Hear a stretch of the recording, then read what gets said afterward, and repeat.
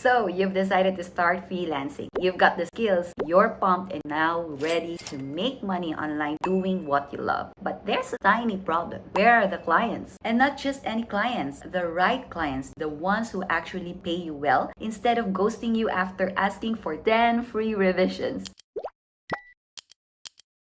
Hey everyone, it's me Coach Z, and in this channel, I share everything freelancing. If you're new here, welcome to my channel. If you've been with me for some time, thank you for staying. If you're struggling to find or to land your first ever high-paying client, you are not alone. Most freelancers waste months, even years, stuck in the low-paying gig cycle. Today, I'm going to help you break out of that fast. Let me guess, you started freelancing by signing up on Upwork or Fiverr, which is totally fine. But you set your rates low because you thought I'll start cheap, build my portfolio, and increase my prices later. But here's the problem. Cheap attracts cheap. When you start at the bottom, you only attract clients who care about the price and not the quality. And raising your rates later, it could be hard when you're stuck in the low price loop. But disclaimer, I just want to be clear about what I mean by cheap, by right prices, and all the stuff, right? Because we can define cheap in different ways. But what I mean is that cheap is when you set your rates far lower than the usual rates being charged by other freelancers giving the same services. So for example, a VA, most VAs, let's say, charge $15 an hour, and you set your rate at $5 an hour. That's what I meant by cheap. But when I say right pricing or competitive pricing, when they charge $15, you charge, let's say, $13 an hour, $12 an hour, or maybe even $14 an hour. When I was a VA in 2014, the average rate that most VAs charge at that time was $5. So it was just right for me and reasonable for me to charge $4 to $4.5 an hour at that time. Was that cheap? No, it wasn't, because again, that was based on the average rate that most VAs charge at that time. But if I did charge $2 an hour, then that was cheap. So I just want to be so clear about that. Okay, enough about that, Coach Z. Enough about that stuff. Okay, so let's discuss about where can you actually find high-paying clients. Now, first of all, I want to bust a myth. Most freelancers, most people are saying that Upwork is cheap. Not exactly. Not really. Not entirely. Okay? Because two of my long-term clients, when I say long-term clients, I've been working with them for over 4 to 5 years now. I found them on Upwork and they pay well. They're not cheap. Upwork is not cheap. It's just a matter of positioning yourself the right way. Put yourself in a place of value in a way, because when they see your value, they will pay you. But anyway, still regarding about where to find these clients, aside from Upwork, as mentioned, I find most of my clients on Instagram and on LinkedIn. Each platform has a different strategy, okay? For Instagram, it takes a bit of time because you need to nurture your leads, you need to start conversations, warm them up before you actually share about your service, your price, and pitch your offer. But on LinkedIn, it's a different thing. I'm more straightforward on LinkedIn. Like when I connect with them, I say why I connected, and then I ask them if they actually need help or support in their YouTube or in their funnels. It's a different thing because I feel like that LinkedIn people know and are aware that people in there connect with them because these people want to do business with them. I just want to share those things out. I get my clients on Instagram and on LinkedIn, and again, with different strategy. You can also find high-paying clients in communities where your target clients hang out, usually on Facebook groups. So if you are targeting, let's say, health professionals, then join Facebook groups or communities where those health professionals are hanging out and start to connect with them, make conversations with them, and then later on share what you can offer and what you can actually do to help them in their business. Those are the things that I can share with you when it comes to where you can actually find those clients. Now, here's the thing. Even if you're in the right place, you need to stand out. So let's talk about how. When it comes to posting content, you should always come from a place of help. You should always think about what will this content help my target clients with or my leads with. Is this something they want to hear from me? Is this something they really needed at the moment? Is it an urgent, important problem that they need real solutions? So those are the things you need to keep in mind when posting content on social accounts. And when it comes to pitching your offers, let's say you're trying to do cold DMs, all right, sending DMs even if you're not connected started yet. If you're sending cold DMs and you're pitching your offer, try not to be so desperate or like coming from a place where you just want to say what you do. Okay, so just an example, because I also receive these types of emails and messages offering video editing and YouTube management for this channel, where they say, hi, let's say I'm Kirk, I'm a video editor for 3 years and I'd love to work with you. No, that's not gonna work, okay? Because nobody cares what you do. Clients care about what you can do for their business. What can you help them? What results can you bring to the table? All right, so that's always what they want to hear from you. Okay, so you're doing video editing, so what's with that? How can that help my business grow? Okay, so when it comes to pitching your offers, always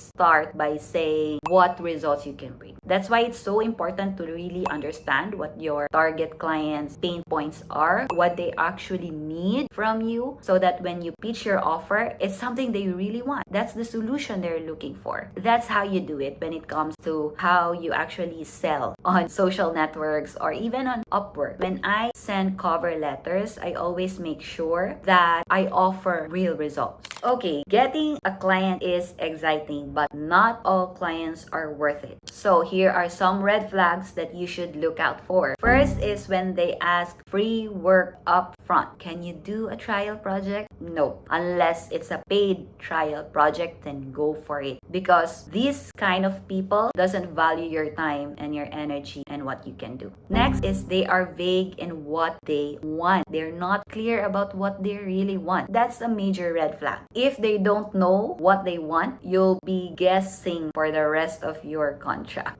and redoing work for free. Yikes. Then of course, delayed payment or disappearing mid-project. So always make sure that when you start a project, the clients pay first. So what I usually do is I send my invoice. Once they're paid, I send the contract to sign. All right, so that's a non-negotiable when it comes to freelancing. So watch out for those 3 red flags. Remember, a bad client is worse than having no client at all. So protect your time and your energy. All right, now here's an action step for you. Find clients in one place, whether it's on Instagram, it's on LinkedIn, it's on Facebook group, it's on Upwork. Drop a valuable comment, start a conversation, send a message, send a quality cover letter. Because the sooner you start showing up, the sooner those clients will start to notice you. Anyway, I hope you got tons of value from this episode. I hope you enjoyed this one. And speaking of making money online, in the next video, I will share with you how to price your services, how to charge your worth without scaring your clients away. So hit the subscribe button, share this with those friends who are also starting freelance work, and I'll see you on my next video.